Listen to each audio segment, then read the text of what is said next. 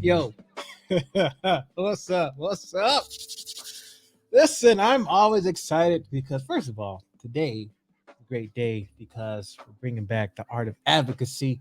I'm your host, Dr. Sheldon L. Eakins. I'm excited for today because, listen, if you follow the newsletter, if you listen to the show, the podcast, this is my other show. If you listen to the podcast, I've been writing a book, writing a second book. So I have one book already, and hopefully you've already kind of supported your boy. Leading Equity, become an advocate for all students. Yes, that one is currently out, but I've been in the process. I've been in the lab, writing, and so I'm really excited because as I've been writing, I've really been thinking about sense of belonging and what that means. And as a result, I am just kind of just thinking about what are some like the kind of person I am is like as I learn, I want to share. I want to share with you as I learn. That's why the show started in the first place. Shout out to Aaron. Aaron is here. Always good to see you, Aaron. Good luck to you as well. You got a book coming out, I believe. I'm not sure if it's out yet, but good for you as well. Thank you for joining. I see Dr. Scott is here as well. Good to see you folks. Say hello. Say hello if you're joining. If you're watching this live, please say hello. It's always good to see who's out there. So I know I'm not talking to myself. So thank you so much. We're gonna get into it. But yeah, say hello, say where you're coming from, where you're watching from. Let's see. See, Sean is here. We have been using book one. Thank you so much, Sean. Appreciate that. Karen is here.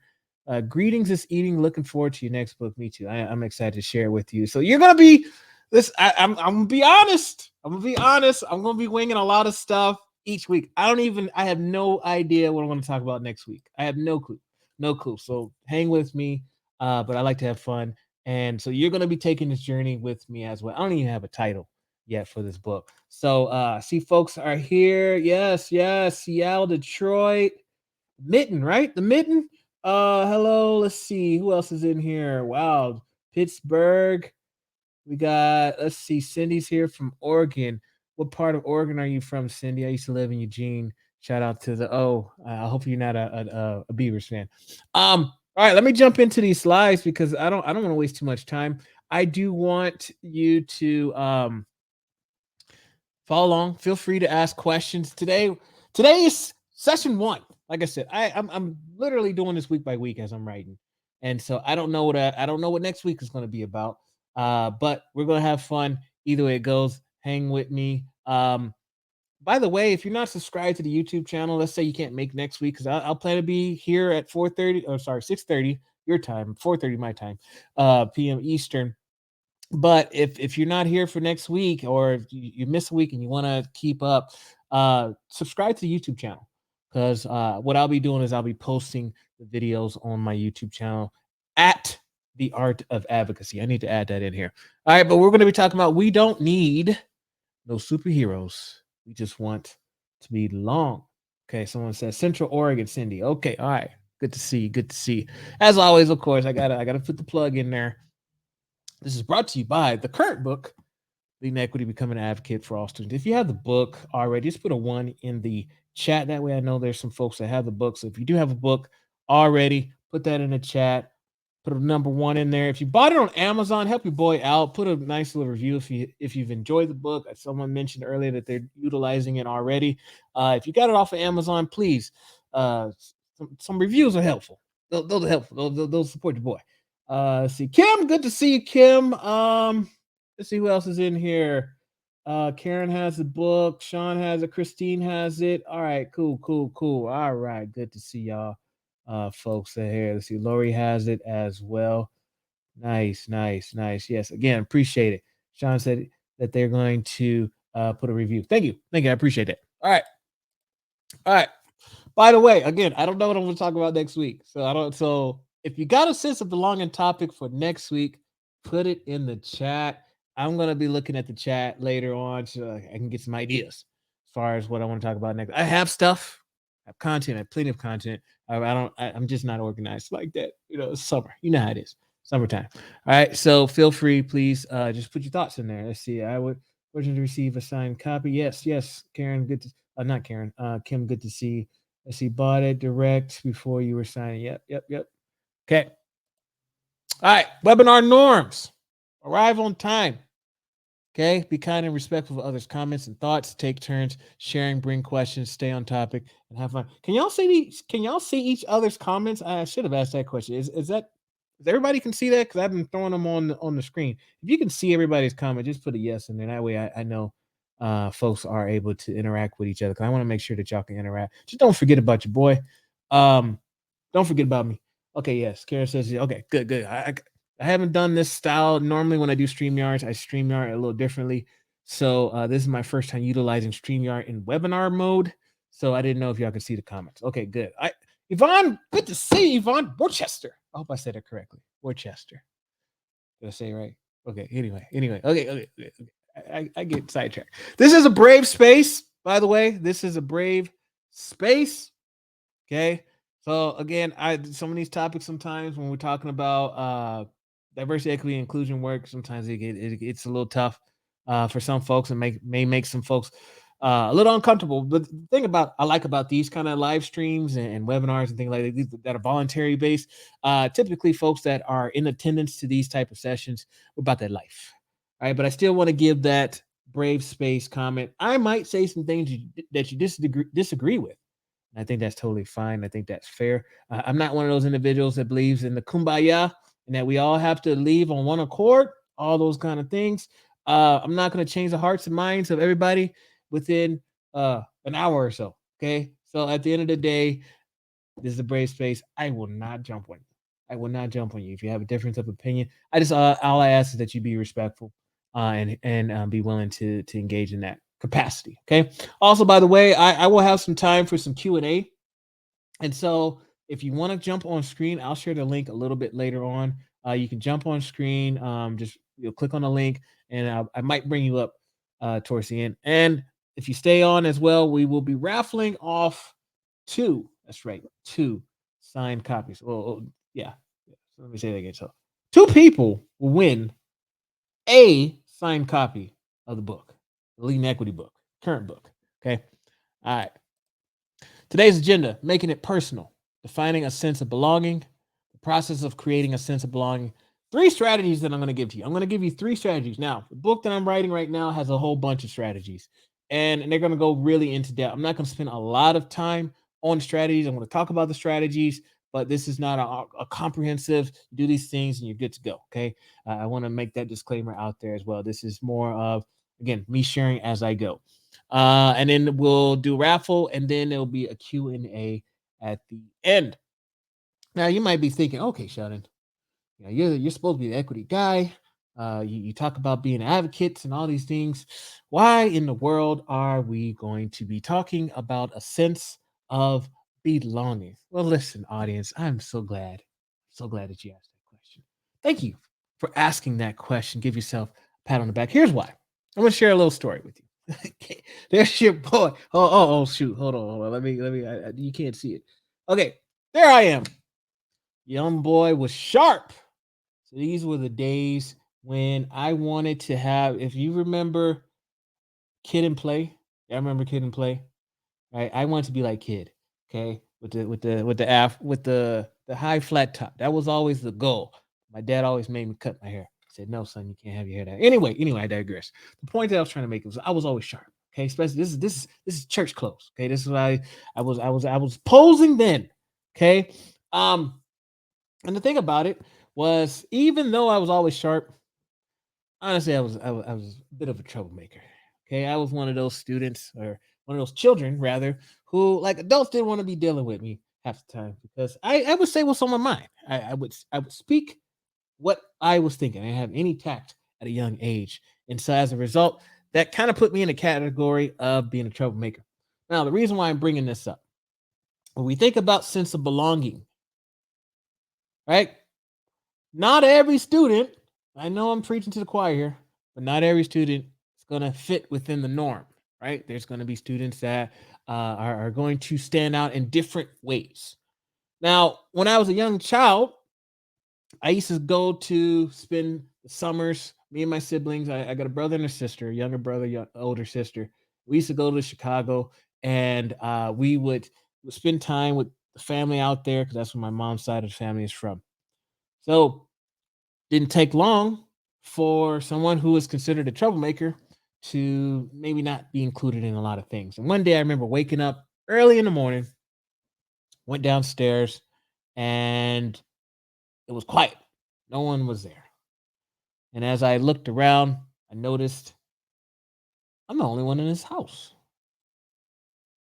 My grandmother happened to be there. So I thought I was by myself, but I wasn't by myself. And I asked my grandma, I said, "Hey, Grandma, where's everybody at? Where's all my cousins? Where's my brothers? Where's my sister? Where's everybody at?" She said, "Well, your uncle came and took everybody to Six Flags." Again, I'm a young child, maybe about 10 years old, 11 years old. And I find out as a child, 10, 11 years old, that I was left home alone with my grandmother because and everybody else went to Six Flags. I had to stay home because they didn't want to bring me along. Now, when we talk about sense of belonging, imagine those children at school who don't they don't get picked on the playground or they don't seem to be included or feel included. Or maybe this is their first year at the school and this is fifth grade and all the other classmates have been together since kindergarten and they feel ostracized and feel like they're left out. Or maybe they are students that are considered the quote unquote troublemakers.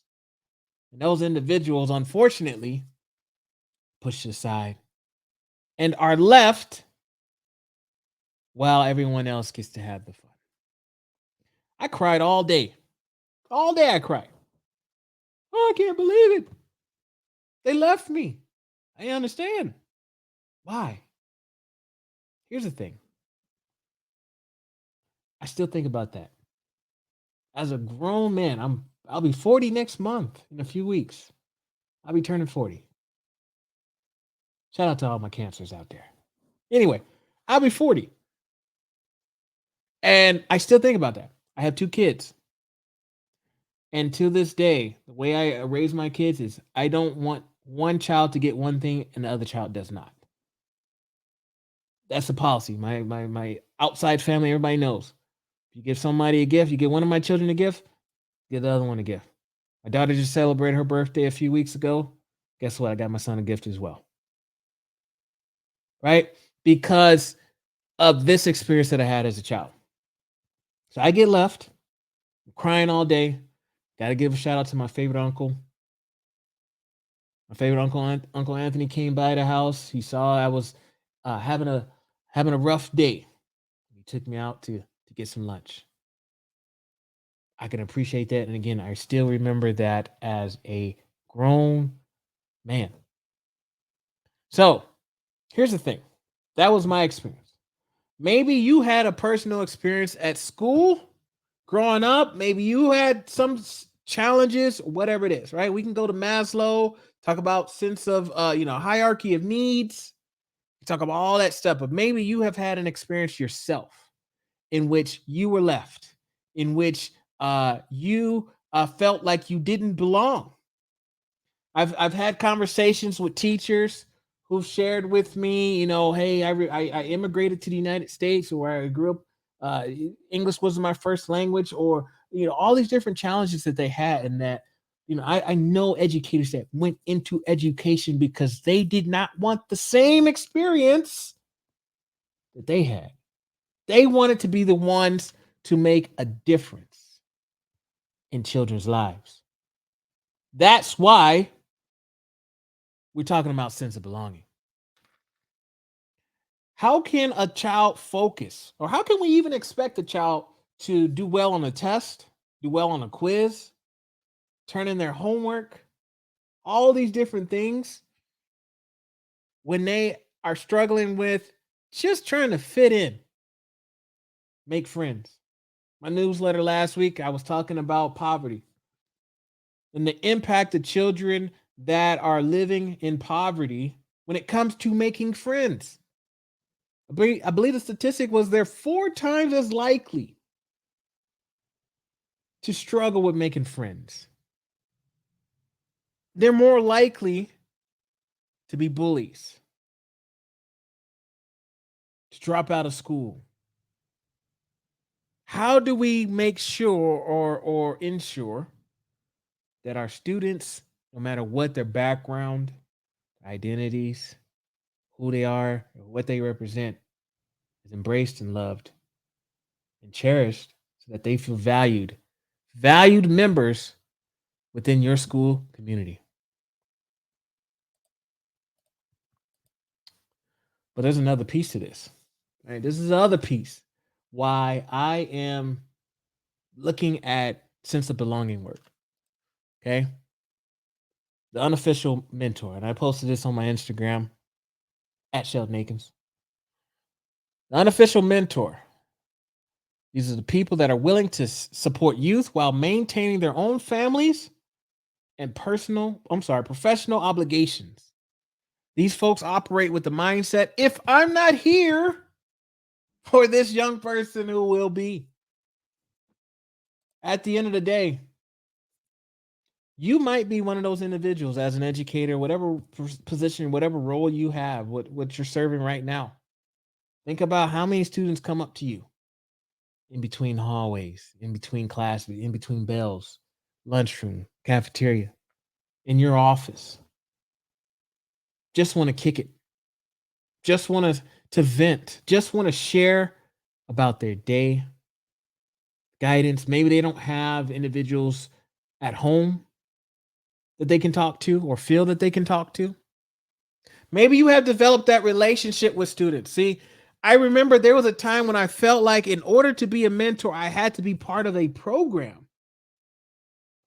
I need to sign up for this club or that club. I'm not a fan of paperwork. I never have been. I've never been a fan of paperwork. I prefer to just the impromptu, organic experiences with my students, my kids.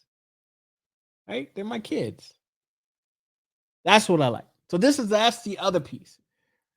If we don't care about a child's sense of belonging, we might say, and I see schools will have slogans and all kind of things on the wall in the handbooks, but if the action is not there, what good are we doing? So this is also for not just only for those who've had their own experiences, feeling ostracized, feeling not part of the group, but also for those unofficial mentors as well. Let's get into some definitions real quick. All right. We're going to talk about it because this is really the framework for the book. I highlighted 3. Are those verbs? Yeah. My English folks, don't jump on me. Verbs, right? I believe that's verbs. Okay. Sense of belonging refers to the extent to which students feel personally accepted, included, and supported at school. That was back in 1993. I think that still applies till today. Accepted, included, and supported. Notice,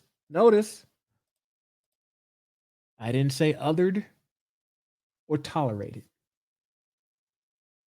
I'm gonna leave that there for a second. Take a sip of water.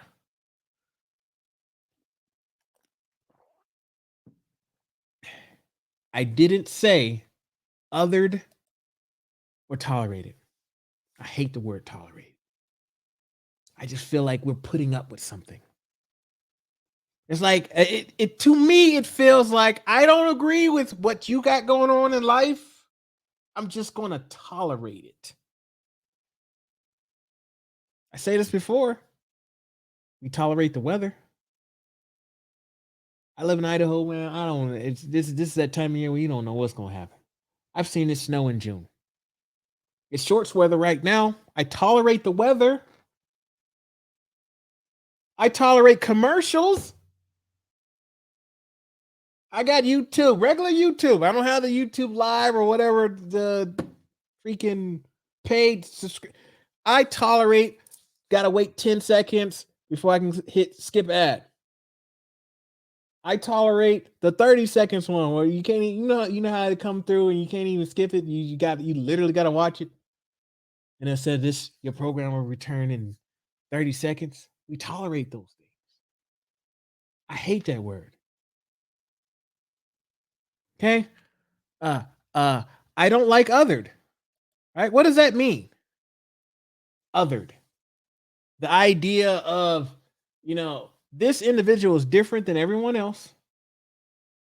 And we're going to highlight that and make them feel a certain way. Listen, folks, I'm a black man that lives in Idaho. How many times have I experienced I walk into a room. Hey, oh my God, it's so great to see you. That's the face. That's the face that I usually. This is normally. That's normally how I respond. Don't treat me like I'm somebody else. My thing is, talk to me the way you would talk to anybody else. I don't want special treatment. I do not want to feel like I'm walking into the zoo and I'm the main attraction. I don't want to feel that way. There's a conversations of, well, it says this is a certain time of school year. The calendar, this is Pride Month, or this is Black History Month, or this is whatever month. This is such and such date, or this holiday is coming up. Oh, let's let such and such come in and share about themselves. And what we'll do tomorrow, or what we'll do at the end of the month, we'll go right back to status quo. Kids do not want to feel as if they are being treated differently because they're different. Say it again. Someone didn't hear me. Someone didn't hear me back there. Kenneth, hey, Ken, I listen. I feel your pain, bro. Okay? Listen. Here's the thing. Kids do not want to feel as if they're being treated differently because they're different. I don't know. I wish I could take this microphone off and just boom, do one of them things. At the end of the day, that probably sums up today's whole talk. Let me get back to this because I'm gonna start preaching. Y'all gonna have me preaching in here, and ain't no collection plate available. Okay, let's talk about the process of creating a sense of belonging. All right, let's talk about that process. What does that look like? But before we get into that, let me deviate just for one moment. I love the book. I like James Baldwin. Rest in peace. Love his work. And the conversation or the quote that one of my favorite quotes from him. Do I really want to be integrated into a burning house? And here's the thing. We talk about inclusion, but we have to be careful. What are we including our children into? I used to do special ed. I remember as a special ed individual, we had kids in there that had IEPs, 504 plans, had them included within our general population. We had paraprofessionals included within the classrooms, working with the children. But if the teacher in that classroom is othering kids or could care less about what an IEP says, even though they're being included in that classroom, are they being included in a burning house? So that's why I wanted to deviate for just one moment, right? Because we not only do we want to make sure our kids feel like they belong and that they're part of the community, but what is our community looking like? What does it look like? And that's the piece that we cannot forget. Let's move on. Here's a formula, right? I highlighted, put my fingers here. Okay, there we go. I highlighted those three words: accepted, included, and supported.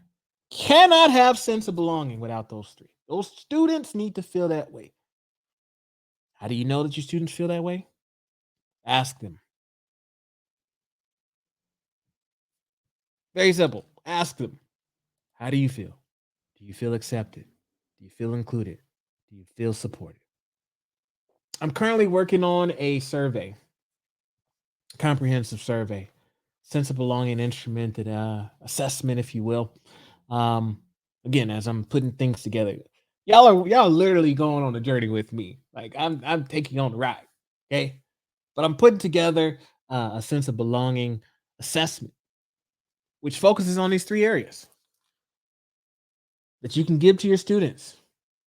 Beginning of the year, pre and post. Maybe do it in the beginning of the year and also do it at the end, middle check in or at the end of the year. I'm not sure. Again, I'm putting this together, so I'm not sure if I want to get the pre and post the exact same thing twice.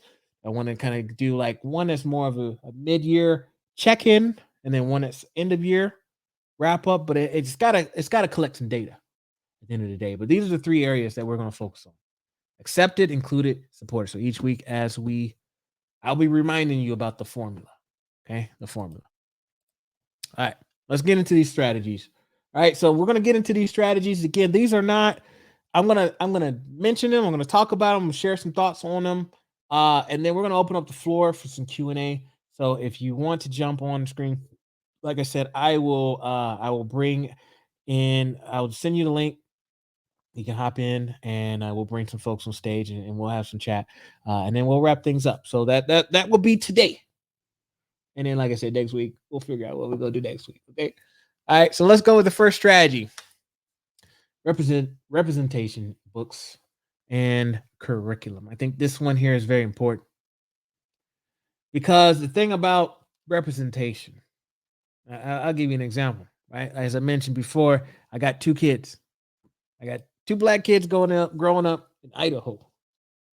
Whew, tell me about it. Got a child that's just become a teenager. Oh my gosh, she's 13. 13 years old. Oh man, they grow up so fast. Anyway, got a 13-year-old. I got kids growing, and guess how many times?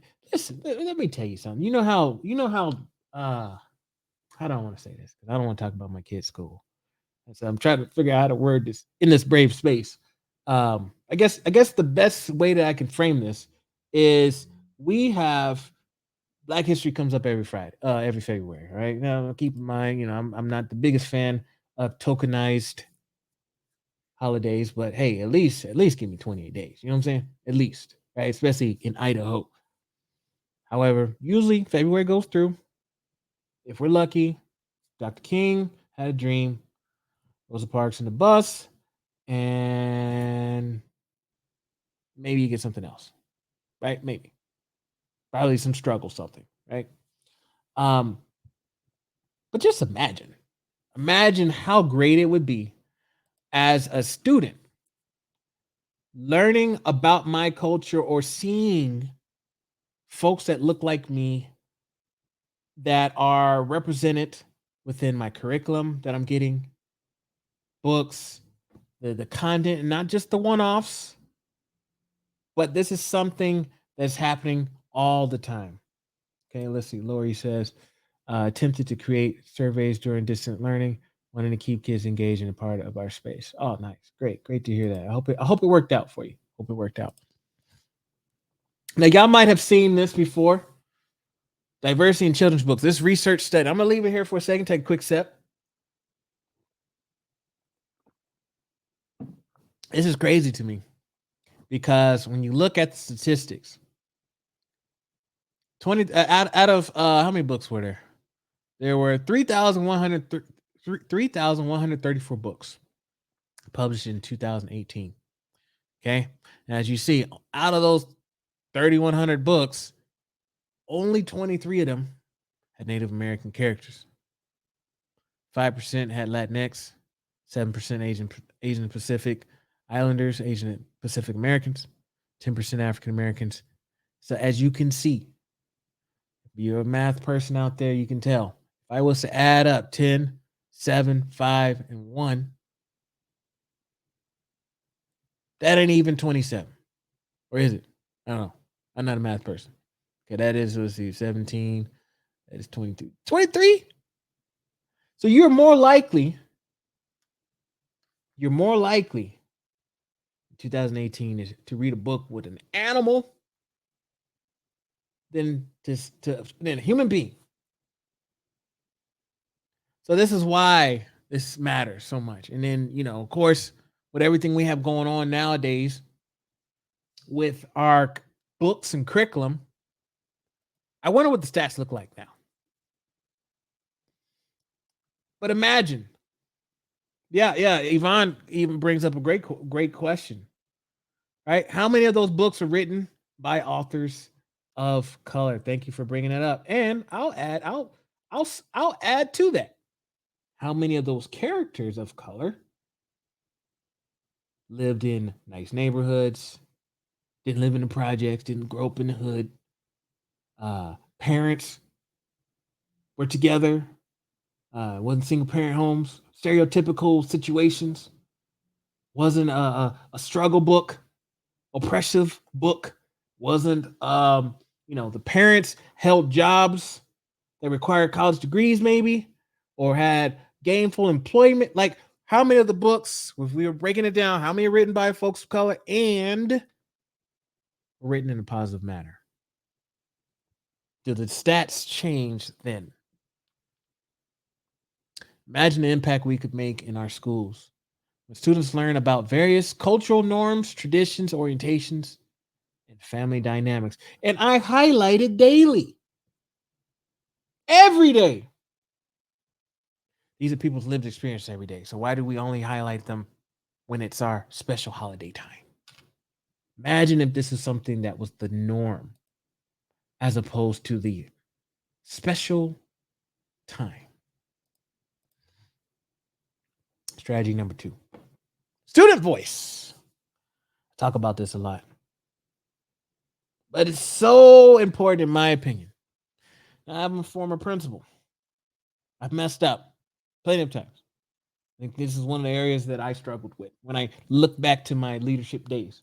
If I was to do some things differently, I definitely would want to make sure that student voice was at the forefront. School is to serve kids, not us. We are not giving students a voice. Kids can talk, right? Voice students already have a voice. Okay. I mean, I remember I don't know. I was doing a training the other day, and a teacher was mentioning, oh, we want to give students voice, and I said, all due respect, students already have a voice. The challenge is sometimes is as adults, classroom adults, meaning, if you're a teacher and you're running your classroom, and sometimes we feel like we had to have full control. And so as a result, what happens is a student shares or voices their opinions, but we only allow them to share or voice their opinions under our guidance, under what when we say it's time. Okay, here's a protocol when you come to the classroom. This is how you raise your hand. This is how you speak. You speak at this voice. You need to have a talking stick, or you need to have this, or you need to have that. It's still controlled often by adults. Now, I say that with a caveat. There's always going to be some situations where you do need to uh, have some sort of order, some sort of discourse for that discourse to continue. But if that is the only way for a child to speak up, or a child is reprimanded every single time because they didn't talk or speak the way that we asked them to, or demanded for our students to speak, that's where I have a challenge. The other thing is students are leaders.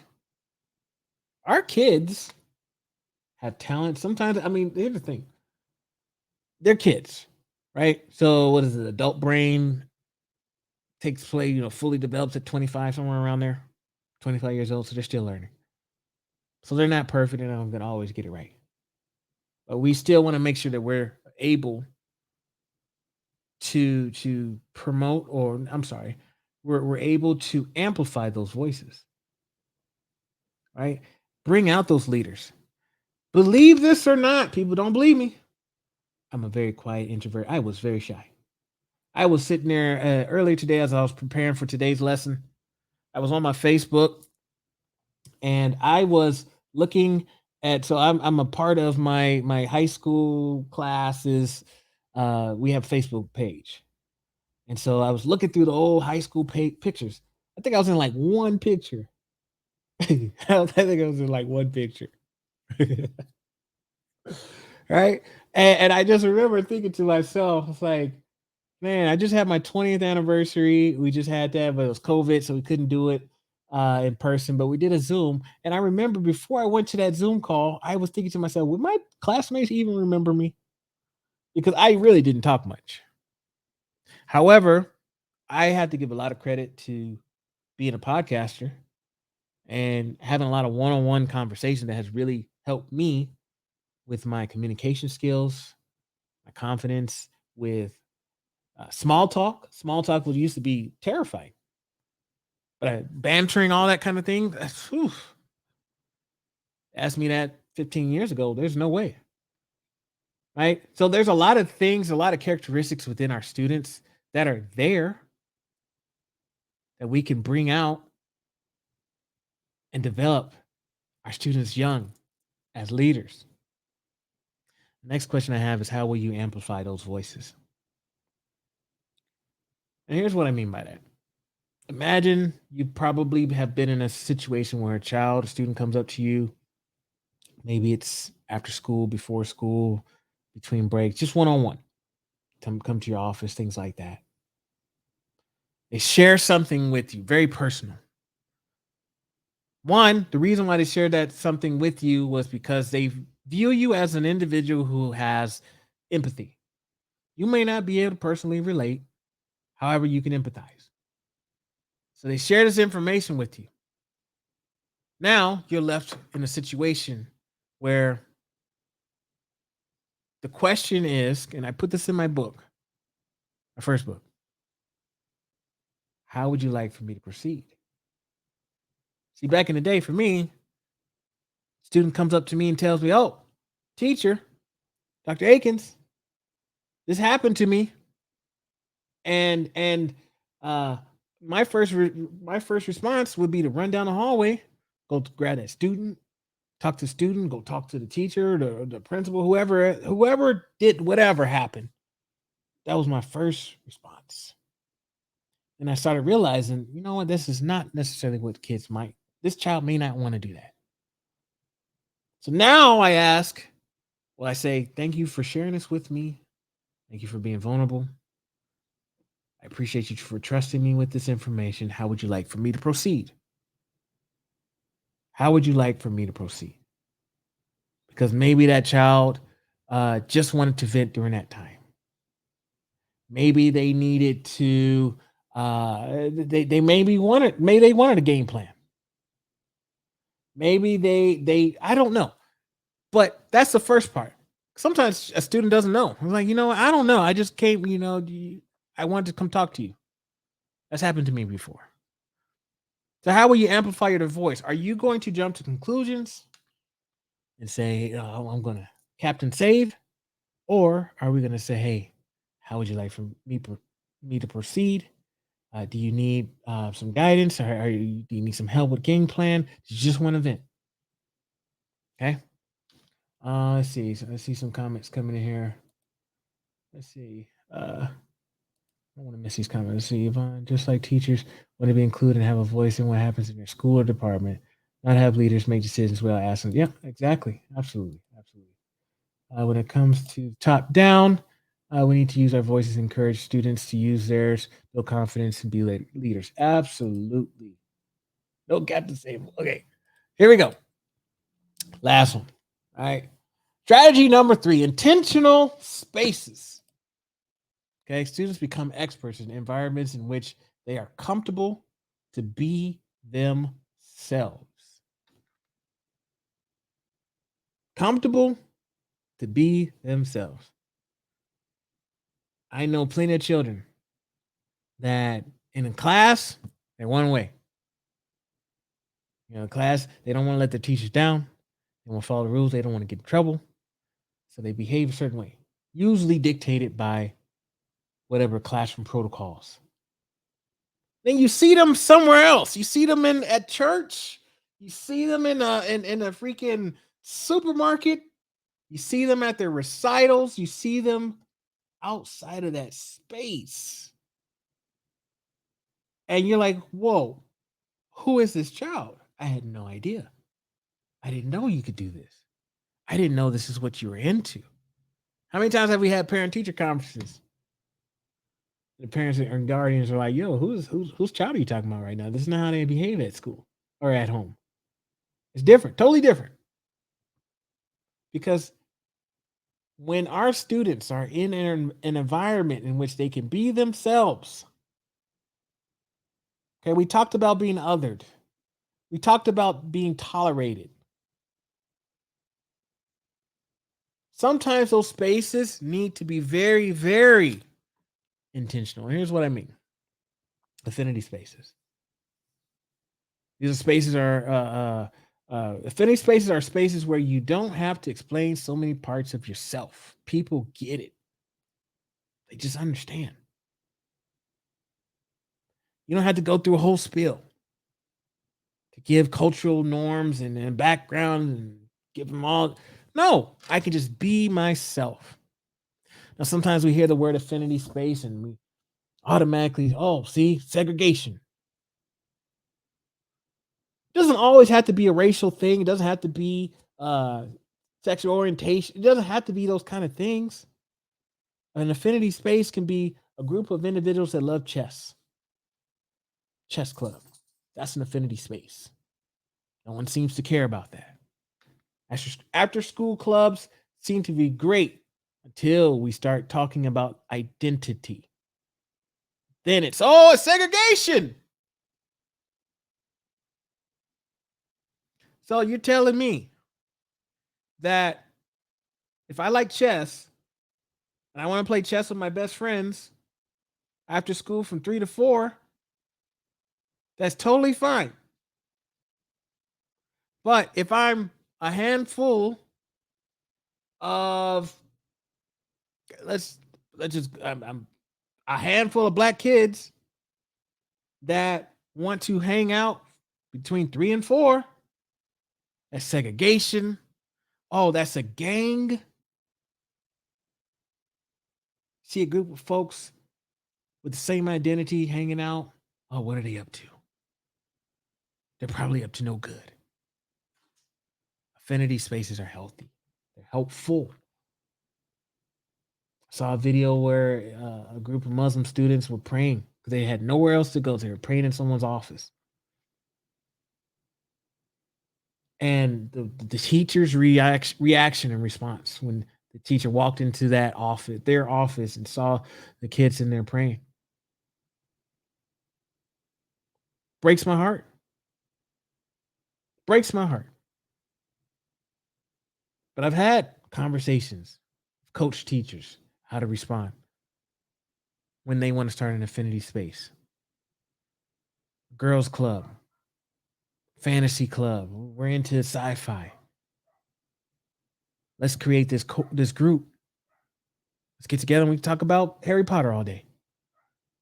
That seems to be okay. But when it comes to if I am an individual who's brand new to my school and I don't see anybody that looks like me, none of the teachers, none of the administration, and maybe there's just a handful of kids that share some of the same identities. What's wrong with me latching on to those individuals, becoming friends with them? It doesn't mean I'm up to something bad, but that I'm trying to, there's some sort of malice there. Let me move on. All right, final thoughts. And thank you for hanging out, folks. We're back. I'm so glad to be back with the The Art of Advocacy. Subscribe to the YouTube channel, by the way, if you haven't subscribed to the channel. All right, I'm gonna drop the link in here while I'm thinking about it. Hopefully, I can drop a comment. I don't know if I can or not. I'm gonna try. Let's see. Yeah. All right. Board your boy. All right. I love doing these things. I love interacting with you, and I'll be back next week. I don't know what I'm gonna talk about. We'll talk about something. Okay. So, final thoughts. True inclusivity is when all students feel welcome, heard, valued, and feel a sense of belonging in the school. That is true inclusivity. Again, what are we including them into?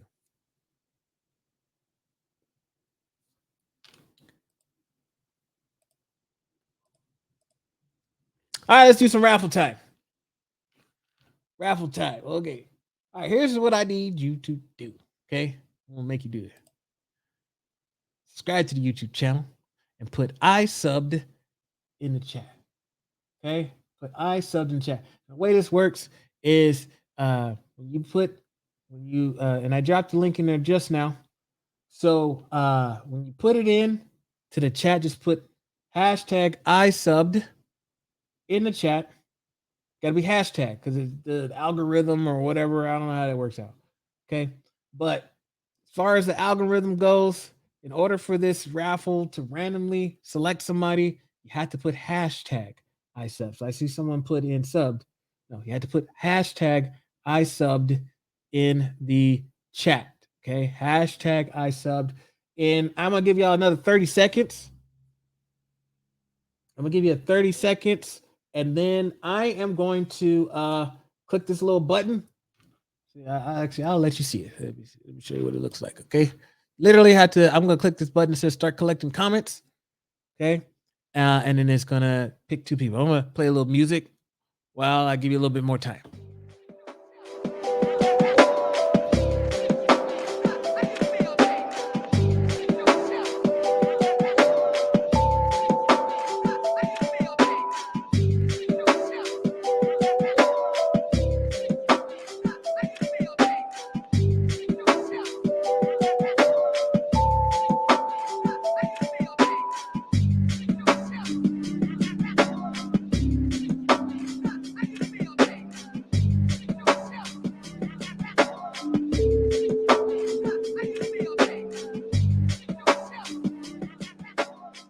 All right.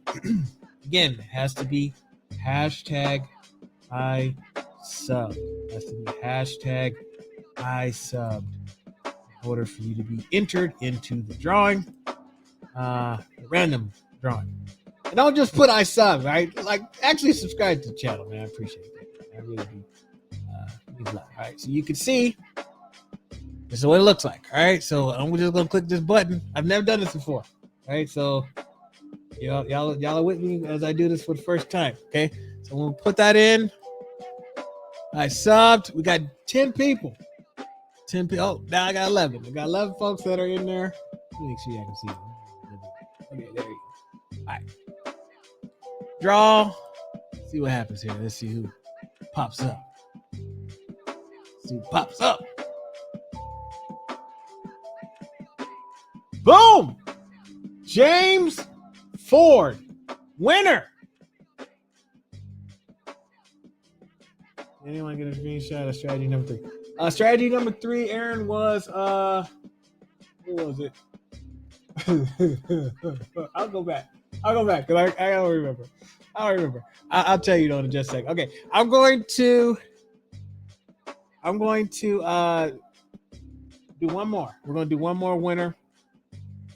And let's see, how do I go back? Okay, strategy number 3 was intentional spaces. Aaron. Intentional spaces. Okay, so let me. Oh my gosh, I am trying to.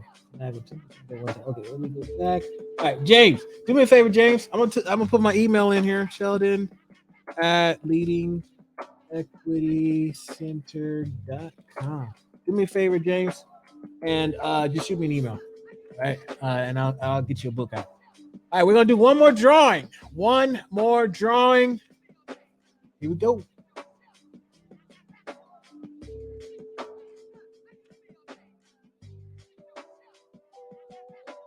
All right, Gabriel, Double G. We won't call you Double G. Lopez. Congratulations. You get a book as well. Shoot me an email. Shoot me an email. Okay. I ain't got no secretary, nothing like that going on right now. So y'all gotta shoot me an email. Right? Shoot me an email. Let me see. I'm put it. It's right there. You see the comments. Sheldon at leadenequitycenter.com. Shoot me an email. And I should get you a book out as well. Okay. Shoot me an email. All right. So spaces. Let me just wrap things up. All right, let's do this. We got a little time. Anybody that wants to jump on the screen? Let me see here. I can set that up. Give me a second. Just me.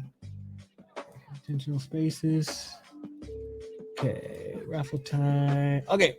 Oh yeah, by the way, if you got a sense of belonging topic for next week, put that in the chat as well. That way, if we do, I can try to do my best to get that going for you. All right, I'm gonna find the link for you to join. If you want to join, that question.